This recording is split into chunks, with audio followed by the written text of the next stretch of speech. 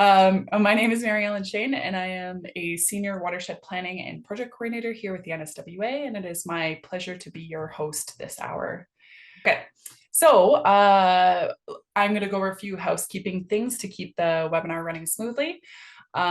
We are recording today's webinar, so you can feel free to check out the recording afterwards on YouTube. And in fact, after this session is over today, please feel free to take a look at some of our past sessions and learn more about watershed science and governance. We would appreciate it if you could keep your microphones muted during the discussion. There will be a chance at the end of the webinar for you for us to answer some questions, and we'll encourage you to use the chat function to ask the questions as they come up and as the conversation progresses. And after the webinar is over today, we will be sending you a feedback survey to find out what you thought about today's topic and the format of the webinar. So we want to start off today's webinar in a good way and acknowledge that the lands that flow into the North Saskatchewan River are in Treaty 6, Treaty 8, and the Métis homeland. In the spirit of respect and reciprocity, we acknowledge that the lands are the traditional territories, traveling routes, and gathering places of the Cree, Saulteaux, Blackfoot, Métis, Dene, Stoney, Nakota Sioux, and the largest population of Inuit south of the 77th parallel. We recognize the contributions of Indigenous people who have cared for this land since time immemorial and whose rich histories, cultures, languages, and presence continue to enrich these sacred lands that we steward as treaty people. The NSWA, we recognize the role of watershed management and its practitioners in perpetuating a colonial system by excluding and ignoring the perspectives offered by Indigenous culture and science. And we make this statement as an affirmation that we are committed as an organization to improving the practice of watershed stewardship. We're gathered today to speak about how municipalities can improve their relationship with the land by improving the rules that govern how what we do impacts our shorelines. Riparian areas are shared spaces. They're an intersection of land and water, of people and nature, settlers and Indigenous people. We are all treaty people with a responsibility to steward this land for future generations. I encourage you to reflect on your own place within the watershed as a representative of your organization and as an individual, to think of ways that you can learn and grow to be a better treaty person so that we can all advance reconciliation together. Thank you. So today's webinar format will begin with a short presentation from me on the background of this project, and then I'll introduce our guests who will make a presentation of their own. And then we'll move to a bit of a free flow conversation between the three of us, and then a Q&A at the end for the audience. So today we really want to give you a sense of how municipal planning and regulation play a role in environmental management, particularly around riparian conservation. So I'll begin with the background of this project. Beginning with, what are riparian areas? Riparian areas, they're the ribbon of green that run along our shorelines. They are buffer areas between a water body and the uplands. Healthy riparian areas, they provide numerous goods and services that our communities benefit from. For example, they filter water from overland flows. They can also attenuate flood impacts, and they recharge groundwater. But most importantly, they also provide habitat for biodiversity. For example, it's estimated that 80% of all species spend at least one phase of their life cycle in these areas, so they're really critical for supporting biodiversity. And with the loss of these riparian areas, or the loss of the function, we will begin to see a loss of the services that they provide. Our organization has some goals when it comes to managing riparian areas. In 2012, our Integrated Watershed Management Plan identified the role of riparian areas as critical for watershed health, and we identified the need to maintain and restore these areas. So in that document, it said that in order to achieve this, we needed to first assess the condition of our riparian areas, then work with municipalities to develop policies to protect riparian areas, and the last being developing or supporting programs that incentivize landowners to restore and retain riparian areas. When reaching out to the members of our sub-watershed alliances, we found out that this was a priority for them as well. We found out that many municipalities and nonprofits were investing time and money into restoring riparian areas with landowners. And yet they didn't have a clear idea as to how their individual efforts were contributing to a bigger, more collaborative picture. So this is when we embarked on developing the Riparian Health Action Plan. This project is quite long-standing. It's one of our longest-standing projects, to be sure. It's and you've probably seen me present on it several times. So generally, what this action plan looks like is it looks like phase 1 data, phase 2 policy, and phase 3 action, just like as was written in our integrated watershed management plan. So this project, it began with the development of cost-effective satellite-based method in order to evaluate riparian condition. And that method has now been used to map over 17,000 kilometers of riparian areas and their condition to date. Through the action plan, we also set a target of 65% for riparian health in the watershed. And as well as a few other tools around riparian strategies and policies. And then in the last phase, we also built the Riparian web portal, which shares the data. It shares resources such as programs and incentives in order to help that are available to different types of landowners. And then it also shares real success stories of restoration projects. So the work, it continues. Now we've got two key efforts currently underway, both focused squarely on supporting local planning and policy development. The first effort is the project that we're here to share with you today. We've commissioned Municipal Planning Services to work with us to develop a best management guide around riparian municipal regulation. And the first stage of this project was about reviewing the existing bylaws across our municipalities to see what the current state of riparian regulation was. And then this summer, we actually held 2 workshops to hear from municipalities, and a third one will be held in November. And so they're going to be taking that information, packaging it, and turning it into a best management guide that will provide concrete guidance and language that can be used by municipalities. The second effort focuses on municipal planning and the need for information on riparian setbacks. And our work here so far has really been about building on provincial guidance that can be found in Stepping Back from the Water document. And it's mostly around identifying hazardous high slope areas that are potentially unstable for development, as well as low slope areas that are potentially likely to be inundated with water during high water events.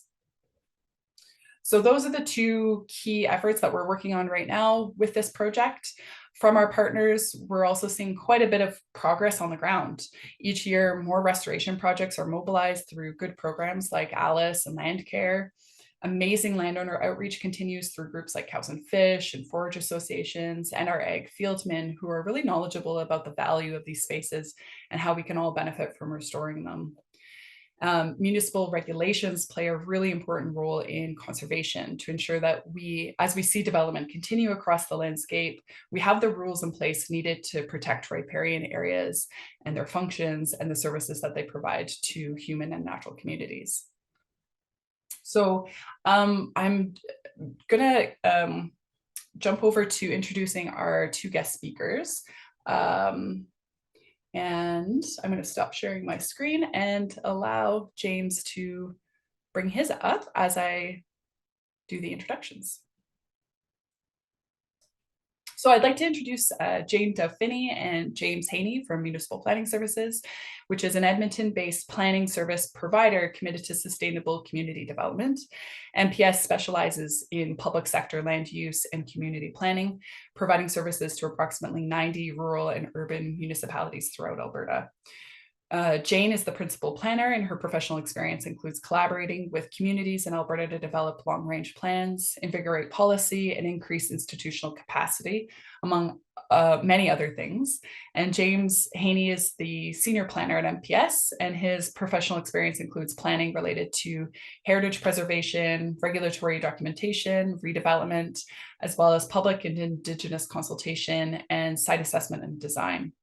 So Jane, James, and MPS have a wealth of experience blending together municipal regulation with watershed management, and we're really happy to borrow their experience to advance the Riparian Health Action Plan. So I will pop it over to you. Because we only have a short amount of time, we're going to take you through it kind of a high-level way, but we'll have some opportunities for further questions at the end of the presentation. Why we believe that it's really important to incorporate riparian regulations into municipal planning documents, and why land use planning matters in relation to protecting riparian areas throughout the province. And then we're going to talk a little bit about the project itself, and then one of the deliverables that we're working on for the North Saskatchewan Watershed Alliance. So in relation to why this is important and why land use planning matters, and why taking into consideration impacts on riparian areas related to land management decisions that are in the purvey or are the responsibility of the municipality, there's a couple of considerations that I think are really worth noting. One of them is that, it's not just that we ought to do it, that it's a good idea. It's also that there is a legislative responsibility for municipalities to take into consideration when making decisions, how those land management decisions, so things related to development and subdivision, will impact the environment. Some of the guidance that's provided to municipalities in relation to their responsibilities when it comes to land management are identified in the Municipal Government Act. That's the enabling legislation that requires municipalities to do this, but also sets direction for municipalities, but what things they're responsible for doing as they go through these activities and as they exercise their authority. So some of you will be aware that over the last 5, 6, going on 7 maybe years, there have been a number of amendments to the Municipal Government Act that have been enacted. One of the more significant ones, I think, that relates to work like this and a municipality's responsibility to take into consideration the well-being of the environment was enacted in 2017. And it was a change to Part 1 of the Municipal Government Act, specifically Section 3, Sub A1, it's a new one, that states that the purposes of municipalities are, and they inserted a new purpose, and that new purpose is to foster the well-being of the environment. So until 2017, there wasn't this explicit statement within the Municipal Government Act that clarified for municipalities that one of their explicit purposes was to foster the well-being of the environment. Now that's part of the legislation. So we knew that it was something we needed to do before, and now it's enacted in the legislation. There's another reference in the Municipal Government Act to the municipality's responsibilities in relation to the environment as well, that is a proper consideration of municipalities when they're preparing their plans and their bylaws, and then when they're considering decisions about subdivision and development within their boundary. And in that section, it's Part 17, Section 617. It states that the purpose of that part and regulations under the bylaws is to provide means whereby plans and related matters may be prepared and adopted to maintain and improve the quality of the physical environment within which patterns of human settlement are situated in Alberta. So it's our position that not only ought we to do this, but there is a legislative responsibility on the part of municipalities to take these things into consideration in their planning documents and as part of their decision-making process. So that's the part that's the really high-level bit that is also, I think, really significant. In addition to that, there's a lot of benefits to municipality for taking into consideration and making changes to the planning documents that guide your decision-making processes in relation to land management. The three that we think are the most significant relate to managing municipal risk and costs associated with that, increasing organizational capacity, and then helping you, those of you who are members or partners of the North Saskatchewan Watershed Alliance achieve your riparian intactness target. So I'll talk a little bit more about those. So I focused in the legislative responsibility about those sections specifically in the Municipal Government Act that I think provide very clear direction to municipalities now about what the municipalities' obligations are in fulfilling their responsibilities. Additionally, there's direction in the Alberta land use policies and the Water for Life strategy that provides additional direction to municipalities about what the province intends municipalities to consider and achieve as you undertake your planning activities. There's three main goals in Water for Life include provisions that address safe and secure drinking water, healthy aquatic ecosystems, and reliable water or quality water supplies for a sustainable economy. So there's an acknowledgement there, I think, too, at the provincial level that trickles down through the municipalities of how there's an actual fiscal or economic benefit to looking after and supporting and enhancing our riparian areas. So that's a financial impact that is a valid and I think important consideration for municipalities too, that we have the ability to support through our planning efforts or to detract from. Additionally, one of the things that I think we haven't done as well as we could as municipalities, and I speak as a municipality in this context because I'm often the subdivision authority for many of our clients, so I'm acting on behalf of my municipalities, is thinking about what the upstream and upland activities or how those activities may impact lands off of the site that we're reviewing a proposal for. One of the examples that I think is a recent one for me was in relation to a subdivision application we had where we were trying to determine whether or not there was a fragment on the quarter section. And we were looking at it in terms of our, traditional definitions of what is a fragment. And we weren't necessarily, at least in the beginning, we did eventually look at the parcel in relation to the larger area and the significance of the fragment, which was an intermittent water course, on the hydrology of the larger area. So that's something that I think we have an opportunity to revise in our processes to make sure that we're thinking about the offsite or downstream and upstream impacts of the decisions that we make, especially in relation to groundwater and surface water conveyance, because they do indirectly and directly impact riparian areas.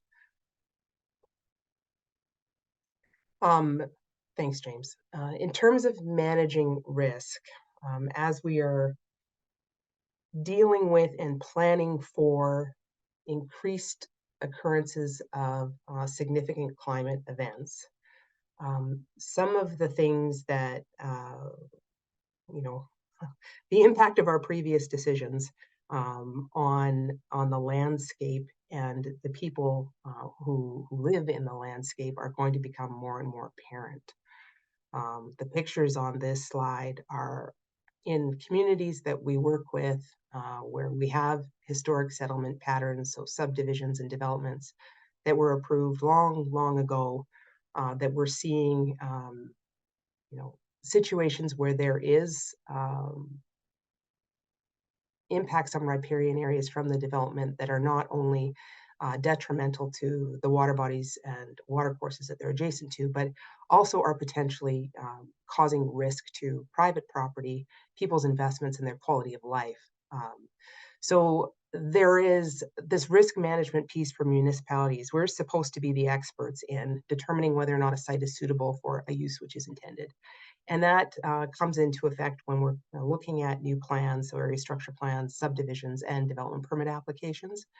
And we need to be looking at the best available data in order to determine whether or not something that's being proposed is suitable in the location that it is.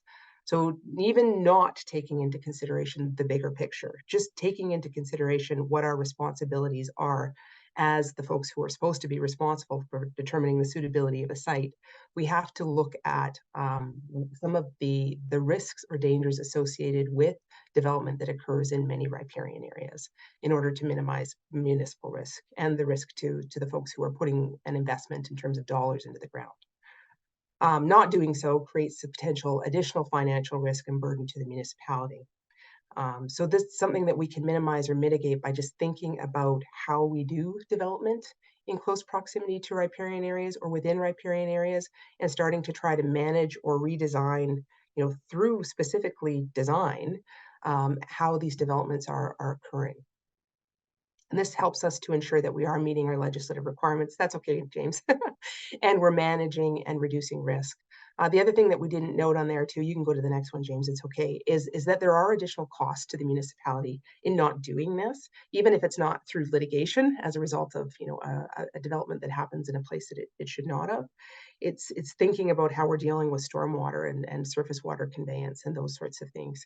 So all of these phenomenal ecological services that are provided within riparian areas that happen naturally provide a service to the municipality too, that if we have to then go in and retroactively design and build is an additional cost to the municipality and the folks that live within the municipality. So starting to think about the ecological value of some of these services that they're just being provided is very helpful for us too.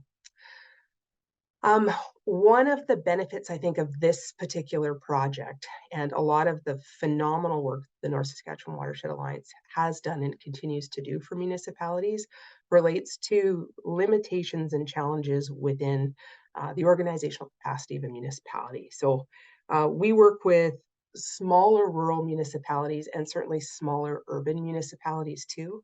And one of the challenges that I've had over the last 15 plus years is that they have limited budgets. They have limited access to data, and then they have limited resources to be able to gather their own data, verify the data, and then have that information available when they're doing their decision making. So as we've sort of been going through and learning more about what organizations like the North Saskatchewan Watershed Alliance do, we've realized that there's this phenomenal work that's out there that's being done. And through that work and the communication and the discussions we've had with other municipalities, it's really broadened the depth of knowledge and data that's available, I think, to all municipalities, at least within this watershed. So there is an opportunity in doing this sort of thing to share that information and to provide municipalities who perhaps would not have within their own organization the capacity to do some of this work, the benefit of this work being done by the North Saskatchewan Watershed Alliance. They can utilize some of the recommendations in the data collection and analysis without it costing the time or the budget that would be required, or just the staff hours, right, to do some of these things. So one of the intended outcomes, I think, of work like this is to provide something that is usable and tangible to municipalities that they can then figure out how to incorporate into their planning process and considerations. One of the other benefits, I think, to doing this type of work is that it also provides an opportunity for improving transparency and alignment with the different expectations and requirements for development within riparian areas or adjacent to throughout the watershed. One of the challenges that we have encountered too over a number of years is someone coming in and saying, I shouldn't have to do this. Why do I have to do this? Especially when the thing that we're asking them to do could result in, and often does, delays to their project timeline or additional costs. So if we can change the language in the planning documents and through our processes to normalize taking into consideration and some of the design considerations that would mitigate negative impacts on riparian areas, then we can help the community too earlier on in their planning process for their own development to understand that this is a normal expectation. It's a required thing that we have to do. And then it helps them with their own planning and budgeting as well. So that there isn't that aggravation and, I think, justifiable concern about changes down the road that could impact their own project and project costs. So the more consistency there is across the board, the more we build these types of considerations into our planning documents and planning processes throughout a region, the easier it is for people to understand that this is a normal expectation. And that makes it easier for us when we're trying to have those communications and those conversations with applicants. So we can move to the next one, James. Thank you. Those are the bits that are mine, and it's pretty. I know it's pretty high level because we don't have a lot of time. I will take some questions at the end. I'm going to let James take over and provide you with a little bit more specific information about this project. Thanks, Jane. Yeah, and one of the other benefits we kind of flagged of addressing riparian best management practices in land use planning is this ability to tackle the riparian intactness targets that have been set through North Saskatchewan Watershed Alliance's work and agreed to by a number of their member municipalities. So there's this aspirational target of 65% highly intact riparian areas. Most municipalities are not there. That is 65 the right number? I'm sure Mary Ellen can speak at length about that if asked. But it's a target that we can reasonably reach with the right tools at a municipality's at hand for a municipality. So this is I think one of the best opportunities we have in working with riparian best management practices at the land use planning stage. Which brings us to our project. The kind of overall project that NSWA has tasked us with helping on is to look at how we can align regulations across the municipalities in the watershed with the goals and recommendations of the North Saskatchewan Watershed Management Plan. So we have some kind of broad objectives, which is to increase awareness of the importance of riparian intactness within communities across the watershed, understand how our regulatory environment stacks up currently. We have all of the municipalities across the watershed have land use bylaws that in some way can address how land use planning, development influences riparian areas. So we want to understand what the current state of that environment looks like. And then from our understanding, provide new or reused or recycled or adapted tools that communities across the watershed can use. So that part of that is learning from the municipalities across the watershed of what's working now, what's working in their neighboring communities, and how we can adapt them across the watershed so as to align our land use regulations in support of increased riparian intactness ultimately. So the project has three broad phases. First was to do that work to understand the regulatory environment through a discussion guide where we looked at land use bylaws, not of every municipality, but of a representative sample across the watershed, and try to really understand what that environment looks like through the discussion guide. We did hold 2 workshops earlier this summer where we took our initial findings from the discussion guide work and then tried to really understand how municipalities, what challenges they're facing, how they're tackling them, and how we can take that information to inform the third phase, which is the preparation of the best management practices guide, which, full disclosure, is still being drafted. So there's, it's still a work in progress and one that we're excited to be undertaking currently. So that first deliverable or first phase is the discussion guide, and the purpose of it was to look at the land use bylaws based on 3 broad actions where we saw opportunity to align regulation with best management practices for preserving riparian intactness. We focused in on land use bylaws because that's really where the rubber hits the road in managing how development is going to impact the land. There are other planning tools at a municipality's disposal, statutory plans, standalone policies, but at the end of the day, development officers, development authorities have to look to the land use bylaw for direction in how they how they consider and approve development and subdivision. So the three actions, we're looking at how language is reflected across the watershed. Language, when you're getting into a land use bylaw or a regulatory document, is vital. So how language is reflected, is there a commonality of language, especially around terms related to the water? So water bodies, water courses, riparian areas. Action 2 is to look at how these land use bylaws deal with subdivision. How we subdivide land is often our opportunity to take dedication of land for preservation, whether that's through municipal reserves or environmental reserves. So how the land use bylaws are handling subdivision regulations. And then the third one is identifying development regulations and how they can be used, or how they're currently being used, to mitigate those impacts that development have on riparian areas. So we've really focused on those three things: common language, subdivision regulations, and development regulations, for the purposes of the discussion guide. Through our work, like I said, we looked at land use bylaws of a sample of municipalities across the watershed, everything from villages and towns to counties and right up to the city of Edmonton, to look at those.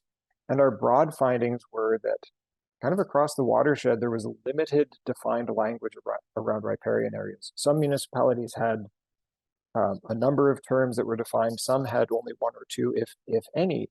So their land use bylaws were sometimes silent on the terminology around water bodies and riparian areas. And some of that is because the land use bylaw isn't where they were addressing that. They were dealing with it in other documents, so they didn't show up in our review. In land use bylaws, there is a focus on flood hazard terminology, and that's probably a reflection of the fact that the province has done so much work around flood hazard identification and mitigation, and it's easy to borrow and adapt that language into a land use bylaw, and there's some responsibility for municipalities to do that. We also found that there's no significant difference between how urban municipalities and rural municipalities were dealing with riparian areas. We kind of expected or thought we might find some clear division of how urban municipalities are handling it versus rural communities, and there wasn't. There was no significant difference there. We did find there was an inconsistency in how municipalities were approaching the management of subdivision development. And partly that's a reflection that municipalities are all unique and have their own context. So we didn't expect to find a universally consistent approach, but it was very clear that every municipality is handling things slightly differently. There's clearly a deferral to other mechanisms. So municipalities may not be looking to their land use bylaw to manage riparian areas. They may be looking at their municipal development plan or other policies, internal, or to provincial acts and regulations. So the Municipal Government Act has some direction there. The matters related to subdivision and development regulation has some there. So they're potentially deferring to those mechanisms rather than their land use bylaw. And ultimately, some of this work is very much context specific to that municipality and to the unique challenges they have, whether that's geographically, the water bodies and water courses that feature within their boundaries, or to the complexity and the resource availability to their administration. So we took our learnings to the workshops. They were fantastic opportunities to hear directly from municipalities. So our key takeaways from those two workshops ultimately is there's a lot of excitement to work with these municipalities to understand what their challenges are and to co-create solutions. So we heard a lot of kind of wonderful success stories that we can learn from and potentially adapt to recommendations that can be applied across the watershed. Things like the town of Vegreville. They don't have a major water course, but they have a tributary running through the town that has flood challenges. So they've done a lot of work on identifying the flood impact and hazard there, and then setting aside land in that area and making it a real resource for the community, not just a hazard land, but a real resource, and encouraging native plantings to improve the riparian intactness of that area. So turning a hazard into a pretty amazing resource for the community. Or something like Lamont County mapping is something we learned about. They've done incredible work to map at a very small scale how water moves across the land and how that impacts decisions, everything from culvert sizing on their roads to site development decisions. So we heard some pretty amazing success stories that we can learn from and use in our best management practices guide moving forward. We'd certainly heard some limitations of our assessment and our discussion guide. Excuse me. So certainly we know there are limitations. We don't want our discussion guide to come across as a critical piece or something that's the bad report card you don't want to share with your parents when it comes in. It's not how it's intended to be, but rather something that highlights opportunities. So, in our assessment of land use bylaws, if there were a lot of, X marks rather than check marks next to the criteria, that's not necessarily a bad thing. We see that as an opportunity to really normalize riparian protection and as a valid and necessary tool, rather than just something that we want to hit people over with our discussion guide and say, you're doing poorly. But ultimately, we heard broad interest from the participants in the workshop in the work and in having better tools to use to manage riparian areas. So better tools across communities, and not just across municipalities, but across communities of practice. We had everyone from mayors and councilors to ag field staff and planning staff attend, and everybody was excited in one way or another about how we can find solutions to some of these challenges. So some pretty great workshops from our perspective. All of that finding will lead into the best management practices guide that we're drafting currently. So in our discussion guide, we did identify some opportunities around those three actions: the language, subdivision, and development. So we've identified some opportunities that will move forward and ultimately try to find implementable actions. So that could be provided as sample definitions, sample subdivision regulations or development regulations. Not that we expect every municipality to take our best management practices guide and adopt all of our recommendations across the board, but we hope that it is a resource that they can take from as suits their municipality and their context, so that ultimately there's some alignment, not only to those commitments around riparian intactness, but alignment in how they're regulated. So those sample regulations and those learnings we heard from the successes, and there's at those workshops we heard there's some commiseration over shared challenges. So we'll take from that and ultimately hope that the best management practices guide, and the intent is that it will be a toolbox that municipalities can draw from to address the challenges they're facing around riparian areas, land use, and development. So that's all the yammering I'm going to do, unless Jane, you had anything to add to the best management practices and discussion guide piece. No, thank you very much, James. I think maybe now would be a good time to turn it back over to Mary Ellen, and she had a couple of questions for us, and then open it up to everybody else. Yeah, thank you so much. I really appreciate hearing about that.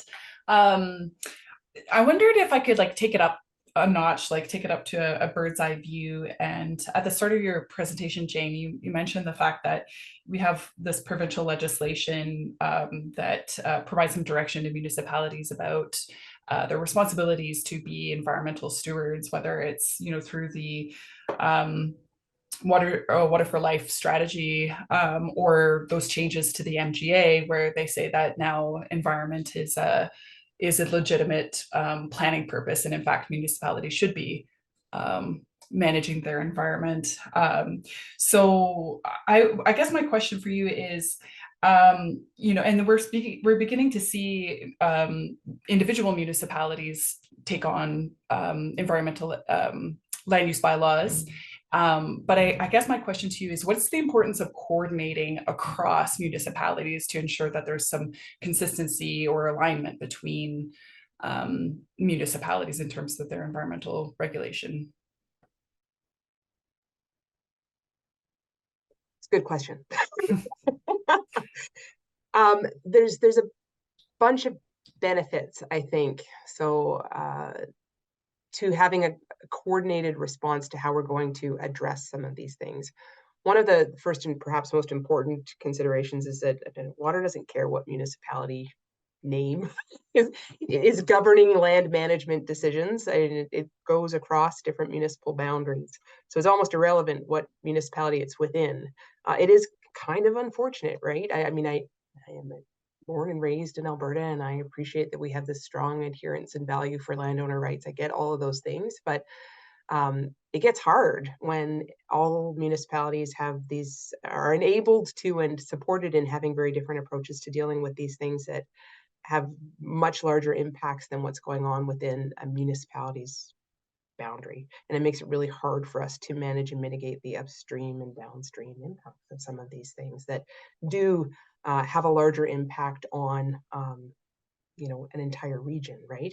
And now that we're thinking about, because we have to think about this increase in pretty significant climate events and our response to them. And I'm just thinking about flood and fire specifically. It takes a regional coordinated response to try and manage some of these things. So it makes sense that some of these changes we make to our planning documents are regionally coordinated as well to help manage these other efforts that they're intended to try and mitigate to some extent. So there is a relationship for sure between how we develop on the land and how the land responds to these increased climate events. And then for municipality, just in terms of budget, their impacts on municipalities' costs associated with responding to these events. So big benefit, I think, just from managing costs for the municipality and there being coordination. From the perspective of the folks who are out there on the landscape wanting to do development, the guy that owns a parcel of land, it's a lot easier to deal with a municipality's expectations in terms of development permit application requirements or subdivision application requirements, and then conditions associated with those things, if what is requested of them is the same as what is requested in an adjacent municipality.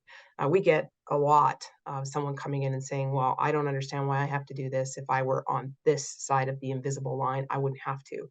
And that makes it seems inequitable. It seems unfair, especially when there's costs associated with those things. So kind of makes it easier for all of us to get our job done if there's better coordination in some of those things. And then it is, I think, an opportunity to just normalize this as part of our considerations and part of our process, which it should be. I think Alberta's, I love Alberta, but I think we're behind in some of these things that have been valid and part of the consideration process when we're dealing with land management and the land decision or decisions about development in other parts of the country. So we're behind. It's time to catch up. Good. Great answer. So it's a little bit like the water is flowing between municipalities, and so if we want to achieve a shared outcome, we have to make sure that as the water is flowing through those communities, there's some consistency with the impacts that we're having in order to arrive at that shared outcome that we want to see. And then also, the reducing the confusion between reducing the confusion that developers might have as they're going from as they're developing between municipalities. And so if we kind of raise the bar between them, there's almost like a leveling of the playing field between them. Yeah. So, it definitely important to have some alignment between municipalities. I'm wondering what some of the barriers are to doing intermunicipal alignment. You want me to take that one, James? Sure, I can pick on a couple of things. I ultimately I think that the biggest challenge is likely political, to working intermunicipally. There are certainly a lot of examples of municipalities that work very well together, that have recognized where there's a shared benefit in managing things kind of regionally rather than very locally on the municipal scale. We can look to some of the municipalities around Pigeon Lake, and some of the good work they're doing to do their best to align. But it can be challenging because not all neighbors get along, and especially in some municipalities where there are economic challenges, and there are a lot of balls that they're juggling or plates that they're spinning, and ultimately they're responsible to keep them all aligned. Sometimes riparian management is a plate they don't keep spinning as well. If you're struggling to meet your basic needs, it's harder to think about the long-term impact of some of the decisions that you make, right? And we definitely know that with throughout the province, there have and have not municipalities. Like that's a thing. So that's a challenge in terms of how much money you have to have an extensive administration to deal with all of these things. And then it does have an impact on the municipality's values too. So that's just something we have to work within and try to address, and then try to support, right? And that's why I think work like this is so important, because it does, if it's done properly, and you guys will be our litmus test for that at the end of the day, provide a tool to assist those municipalities who maybe don't have within their own organization the ability to have undertaken work like this on their own. So definitely sharing resources is the way forward. I just have one last question here for you, and then we'll jump onto some Q&A with the audience, but it's just a pretty simple question. If you could choose one thing to see come from this project, what would get you most excited to see as an outcome? And either of you or both of you could answer. I think that ultimately my hope is that there's increased awareness from the decision makers about the value of managing these riparian areas, and not just to check the box that they're meeting their riparian target or riparian intactness target, but that riparian areas are such a valuable resource to the health, and not just ecological health, but the overall health of the municipality. So the hope that through this project we can help build that awareness of the value of these riparian areas and how land use and development planning works with that. Can I have two? One of them is that I think we're way overdue for a change in the discourse about this stuff. So there are words that we're using today that people don't understand what they mean, right? Like, what is a watershed? That's still not something that everybody has a real clear understanding of. And there definitely are distinctions or differing opinions about watershed or riparian area, or like, oh my God, legal bank. Like it's really, really difficult terms to consistently interpret, which makes it really, really difficult to manage land in these areas in a way that's defensible if you end up in an enforcement situation, which, unfortunately, often that's something that we have to deal with. We have to take into consideration with what we're doing, right, with these documents. So I'd like to see the discourse change in these documents and the inclusion of more consistent and broader set of definitions for these terms. So this is normal stuff. Like it's in there. We all know what it means. We're all in agreement about these things. And then we can start moving forward with coming up with a way to regulate and manage development in these areas. The other one is that I think that we're really bad at celebrating the really cool things that Mhm. are happening out in Alberta. It's been a real eye opener for us, learning about what different municipalities of all sorts of scales are doing on their own to try and protect their water resources, and those different features within their community that have ecological value to them. And I think we need to build the awareness about these really cool things too, because they're not aspirational. These are things we can do. And they're happening. And I think if we can recognize and acknowledge and share information about these really cool things, it'll help make it feel a little bit more real and achievable, and maybe that gets us down the path a little bit faster. Great, great answers. Thank you so much. I'm gonna pass it over to Kayla for a minute here. Are there any questions in the chat from the audience that we can? Yes, there was 3 questions, I believe, and I see that Kyle Scholl has his hand up, but we're gonna reference the ones in the chat first that were asked during the presentation. So Sherry asked a question asking if we include any research that's currently being implemented, working to enlist the communities and municipalities to determine whether there is concern about native plants and water resources that would be impacted. This particular project didn't include as a component of it a summary of the research, because a lot of that work has already been done.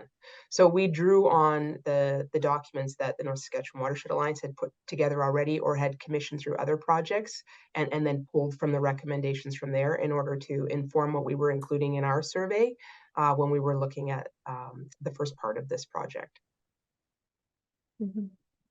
Our next question is from Jay White. He's asking, other than the ribbons of green, he's hoping that there is a legally defensive definition of riparian, because that term is not used in the MGA, the Municipal Government Act, the Water Act, or the Public Lands Act. And he also mentioned that we can't manage what we can't define.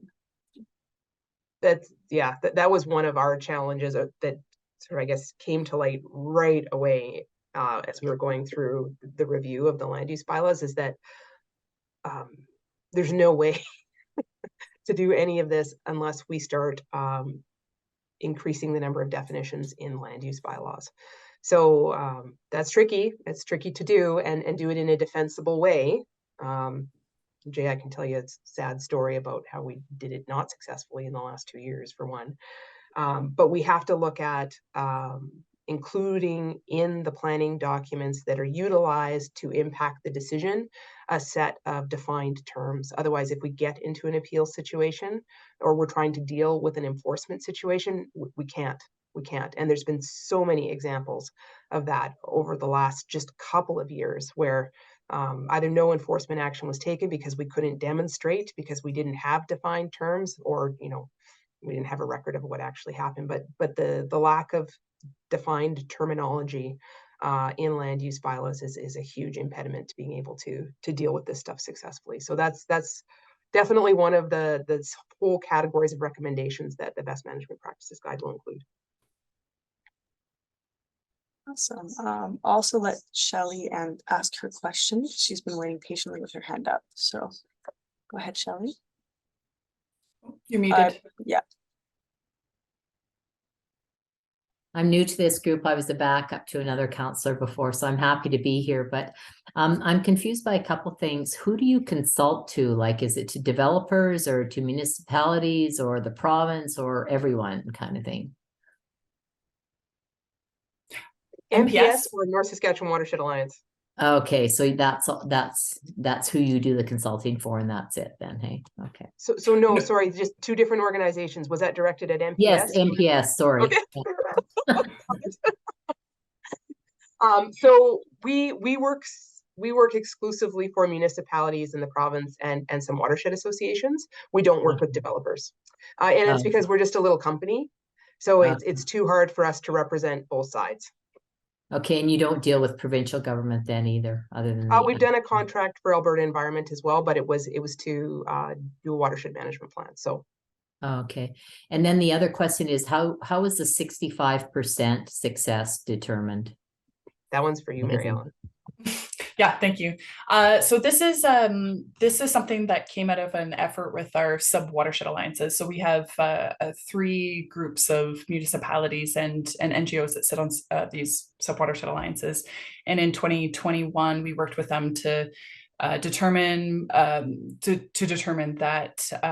goal. And I will preface this to say that it is an interim goal. There isn't really enough research out there to tell us what the gold standard is for riparian health. It's probably a lot closer to 90% in all reality, but it's an interim target. And the amount of effort that it's going to take us to get from where we're at, which is actually 45% to 65%, is going to be it's going to be quite a bit of effort, and it's going to be the same amount of effort that we're going to need in order to get from 65 to whatever the top target is. So part of our strategy is also to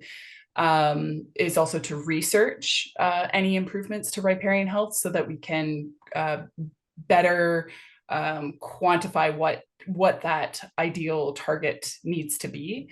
So it's a bit of an adaptive process. We set a target, we measure the results of that target, and then we determine whether or not that was sufficient enough, and then we redefine that new target. Okay, thank you so much. Yeah, you're welcome. So we are at the end of the hour here. I don't see any other burning questions in the chat, but if you do have one, feel free to add it there, and we'll see if our guests can maybe follow up with an email if you have any questions. So I'll just share my screen one more time and do a little bit of a wrap up here. So as I mentioned before, the recordings will be available online on our YouTube channel. So please subscribe to our YouTube channel and check out our website for more information, as well as our newsletters, which will show you when the recording of this will be presented. But thank you so much, everybody, for joining today. I really appreciate the conversation. I really appreciate James and Jane coming on today to tell us about the project and to answer the questions we had today. So thanks, everybody.